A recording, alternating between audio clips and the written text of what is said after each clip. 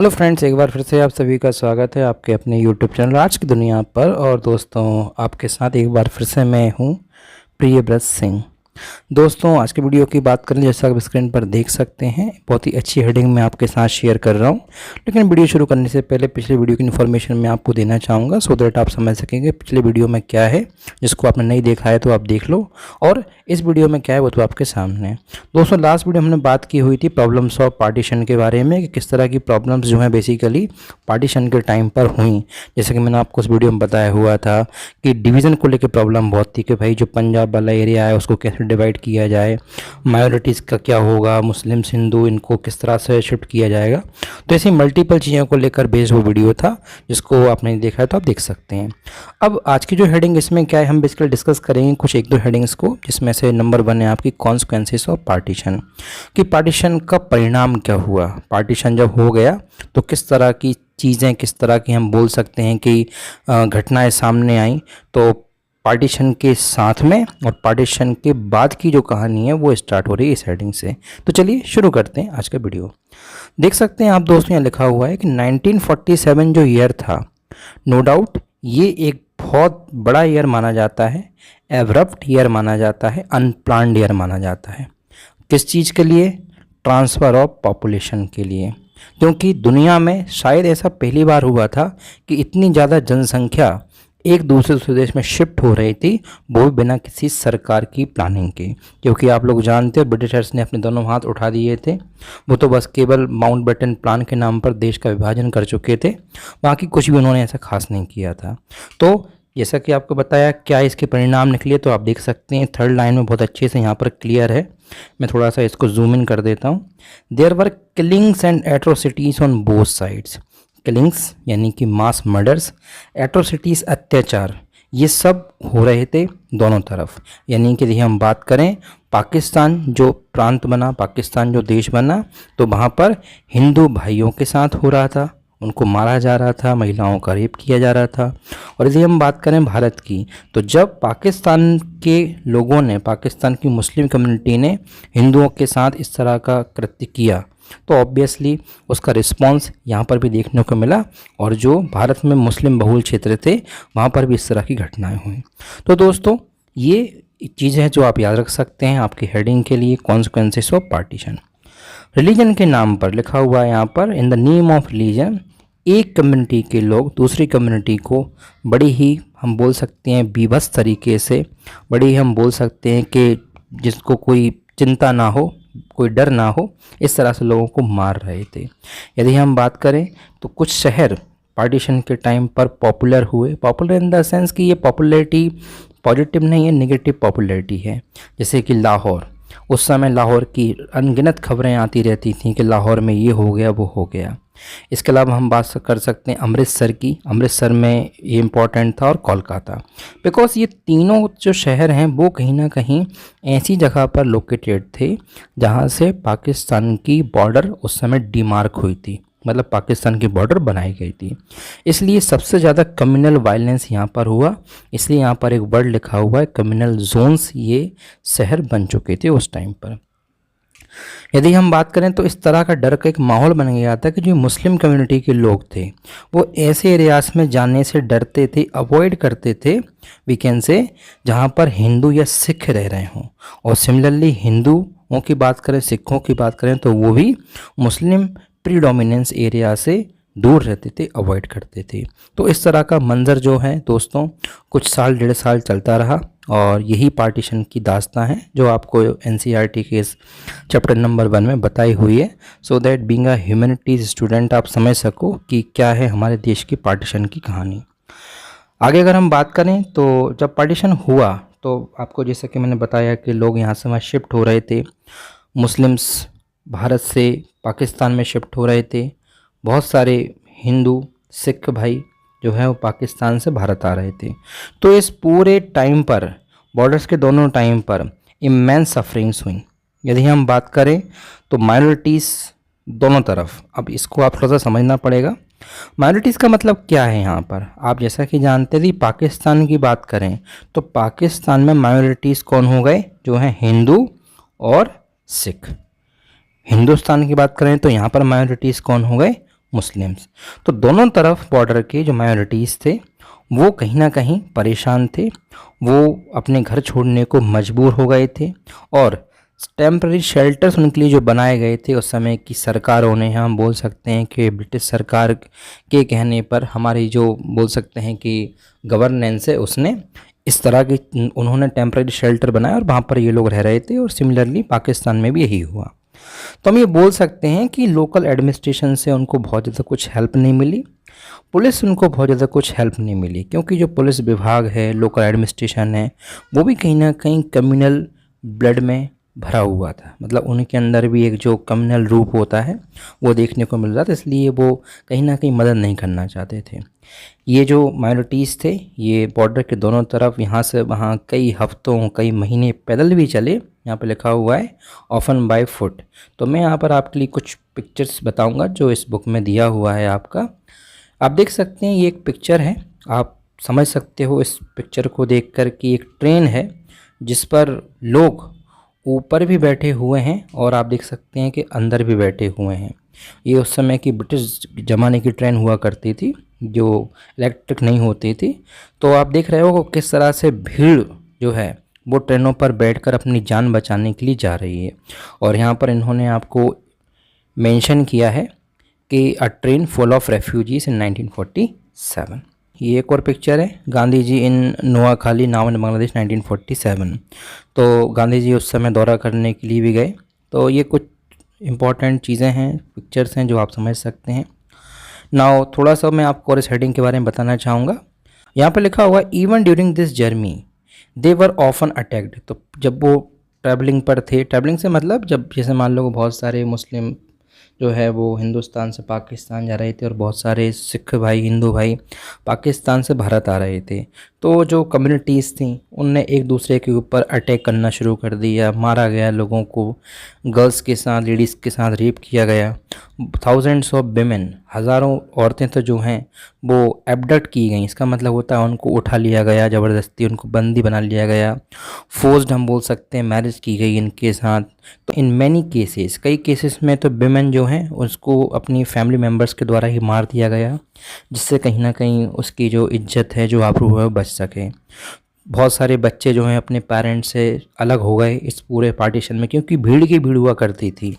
जब आप देखेंगे डॉक्यूमेंट्रीज वगैरह यूट्यूब पर या किसी भी वीडियो प्लेटफॉर्म पर, तो आपको एक एनालिसिस समझ में आएगा कि किस कदर उस समय एक ये ट्रेजिक ट्रांसफ़र ऑफ पॉपुलेशन हुआ। जो लोग मुश्किल से बॉर्डर के इस तरफ आ पाए या बॉर्डर के उस तरफ जा पाए, यानी कि जिनको पाकिस्तान जाना था जो पाकिस्तान जा पाए, जिनको पाकिस्तान से भारत आना था भारत आ पाए, तो वो मुश्किल से अगर आ गए तो उनके पास कोई घर नहीं था। तो ऐसे लाखों रेफ्यूजीज़ जो हैं वो इंडिपेंडेंस के बाद, देश की फ्रीडम के बाद रिफ्यूजी कैंप्स में रहे कई महीनों, इवन कई साल। तो दोस्तों इस तरह से हम समझ सकते हैं पार्टीशन जो है उसकी कॉन्सिक्वेंसेस क्या हैं। यहाँ से आपके लिए क्वेश्चन पूछे गए हैं पहले, तो आप इन दो पैराग्राफ्स को अच्छे से ध्यान रखिए सो दैट आप चीज़ों को अच्छे से कर सकें। यदि हम बात करें दोस्तों तो लिटरेचर एक बहुत इंपॉर्टेंट रोल प्ले करता है किसी भी घटना को बताने के लिए कि कितना हाई लेवल पर वो घटना हुई होगी। तो उस समय बहुत सारे राइटर्स ने, पोइट्स ने, फिल्म मेकर्स ने भारत में और पाकिस्तान में इस किलिंग्स को, इस सफरिंग्स ऑफ डिस्प्लेसमेंट को अपने नोवेल्स में, शॉर्ट स्टोरीज़ में, पोएम्स में, फिल्म्स के माध्यम से बताने की कोशिश की। तो उस समय की आप पोएम्स को देखेंगे तो आपको समझ में आएगा, फिल्म्स को देखेंगे तो आपको क्लियर होगा। तो एग्जांपल के लिए मैं आपको एक मूवी का नाम बताता हूँ। हालांकि ये एक बोल सकते हम कोई रियल मूवी नहीं है, आई मीन इसमें जो घटनाएं बताई हुई हैं वो रियलिटी से बहुत हद तक जुड़ी हुई हैं। मगर जैसा कि आप जानते हो कि हर एक मूवी अपने आप में एक फिक्शन होती है, लेकिन घटना जो है वो बहुत अच्छी हैं। तो पिंजर मूवी कभी आप देखिएगा इन्फॉर्मेशन के लिए, कनेक्ट करने के लिए। यू विल बी ऑब्जर्व्ड कि पिंजर में जैसा बताया हुआ है वैसे ही कहीं ना कहीं जो मैंने आपको लाइन्स यहाँ पर समझाई उनमें दिया हुआ है। तो दोस्तों इस तरह से चीज़ें हैं, आप पिंजर मूवी ज़रूर देखिएगा और जब मूवी देख लें तो मुझे और कमेंट ज़रूर कीजिएगा कि कितने लोगों ने इस मूवी को देखा और उनको क्या समझ में आया। तो ऐसी मूवीज़ हैं दोस्तों। बात करते हैं साथियों कि ये जो डिस्प्लेसमेंट था, पॉइट्स वगैरह ने जो लिखा है उन्होंने ये बोला कि भाई ये केवल एक देश का बंटवारा नहीं है, ये पार्टीशन लोगों के दिलों का बंटवारा हो गया था। और आप इस बात को जानते भी हैं कि अंग्रेज़ी लोगों ने इस तरह से बंटवारा किया कि दो कम्युनिटीज़ जो कई सालों से रह रही थी उनके अंदर जो है सेपरेटिज्म के जो बीज हैं वो पड़ गए। नाउ आगे बात करते हैं कि पार्टीशन जो हुआ, हम जनरली ये देखते हैं कि लोगों का पॉपुलेशन का ट्रांसफ़र हुआ, लेकिन ऐसा नहीं है दोस्तों। इसके साथ साथ प्रॉपर्टीज़ का भी पार्टीशन हुआ है, लाइबिलिटीज़ का भी पार्टीशन हुआ है। तो क्या है ये माजरा, आप देख सकते हैं पैराग्राफ में लिखा हुआ है। चीज़ें जैसे कि table, chair, typewriters, paper clips, books, railways, police bands, police officials, ये सब के सब डिवाइड हुए। तो हम बोल सकते हैं कि एबव ऑल ये एक वायलेंट सेपरेशन ऑफ कम्युनिटीज़ था। जो लोग लंबे समय से रह रहे थे वो अब पड़ोसी बन चुके थे। तो ये पूरा इन्फॉर्मेशन इसके बारे में, लगभग 80 लाख लोग माइग्रेट हुए थे बॉर्डर के दोनों तरफ और 5 से 10 लाख लोगों की डेथ हो गई थी। तो आप इस डेटा को याद रख सकते हैं आपके एग्ज़ाम के पॉइंट ऑफ व्यू से। आप इस डेटा को जब मेंशन करेंगे आपके एग्ज़ाम में तो आपकी कॉपी में 4 चांद लग जाएंगे। तो वैसे तो एक ही चांद है दुनिया में, लेकिन आपकी कॉपी में 4 चांद लग जाएंगे, ये मेरी गारंटी है। अपार्ट फ्रॉम द दोस्तों देख सकते हैं आप, जैसा कि मैंने आपको बताया कि कुछ पोएम्स, कुछ मूवीज़ वगैरह थी। तो यहाँ पर एक मूवी का नाम भी दिया। एक तो मैंने आपको बताई जिसमें बहुत ही ज़्यादा मतलब दर्द भरी चीज़ें बताई हुई हैं। एक मूवी है आपकी गरम हवा। इसमें आप देख सकते हैं इसमें भी बहुत अच्छी स्टोरी है। एक सलीम मिर्ज़ा की स्टोरी है जो एक शू मैन्युफैक्चर होते हैं आगरा में। और ये क्या देखते हैं कि increasingly finds him the stranger amid the people he has lived with all his life. तो उनको ये लगता है भाई कि मैं जिनके साथ रह रहा हूँ आगरा में लंबे समय से, लोग अब मुझे स्ट्रेंजर की तरह देखने लगे हैं। तो उस पर पूरी बेस्ड है कि किस तरह से उनका जो बिज़नेस है वो सफ़र करता है और रेफ्यूजी बन जाते हैं वो। इस तरह की घटनाएं जो हैं यहाँ पर दी हुई हैं। तो ये कनेक्ट किया हुआ एनसीईआरटी ने आपको समझाने के लिए, सो दैट आपका नॉलेज कुछ बढ़ सके। चलिए बात करते हैं साथियों अगले पैराग्राफ की। Beyond the administrative concerns and financial strengths the partition pose another deeper issue. तो जो सब आपको समझाया, ये जो समस्याएं थीं पार्टीशन के टाइम पर और भी नई समस्याएं आई। The leaders of Indian national struggle did not believe in the two nation theory. Two nation theory में भारत में जो इंडियन नेशनल स्ट्रगल के हीरोज़ थे, लीडर्स थे, उन्होंने इस बात को नहीं माना।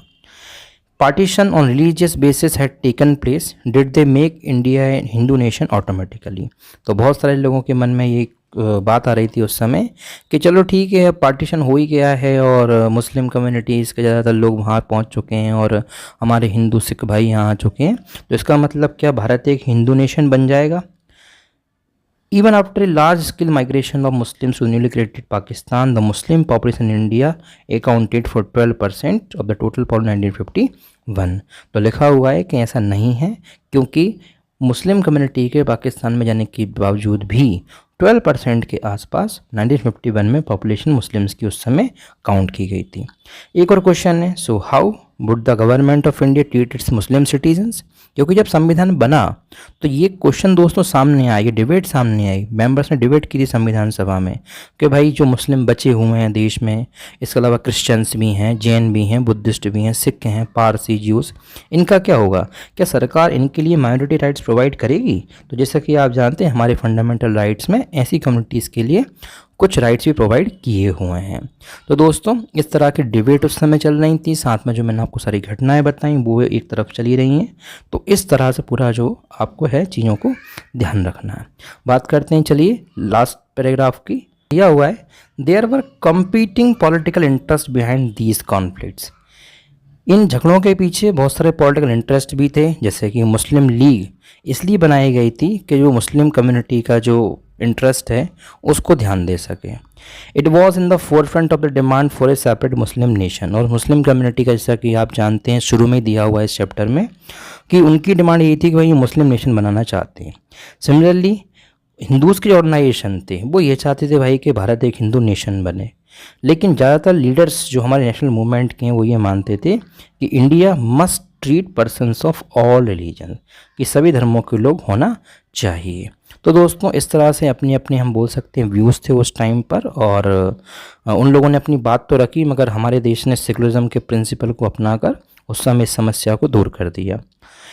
India should not be a country that give super status to adherents of one faith. तो हमारे देश के लीडर्स ने, संविधान सभा के मेंबर्स ने ज़्यादातर लोगों ने इस बात को सपोर्ट किया कि भाई एक फेथ मतलब एक धर्म पर विश्वास जैसा देश ही नहीं होना चाहिए।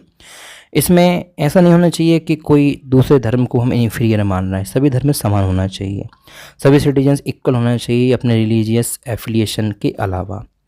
बीइंग रिलीजियस और a believer would not be a test of citizenship. ये तक बात की गई दोस्तों उस टाइम पर कि सिटीजनशिप का जो आधार है, जो बेस है, वो धार्मिक नहीं होना चाहिए।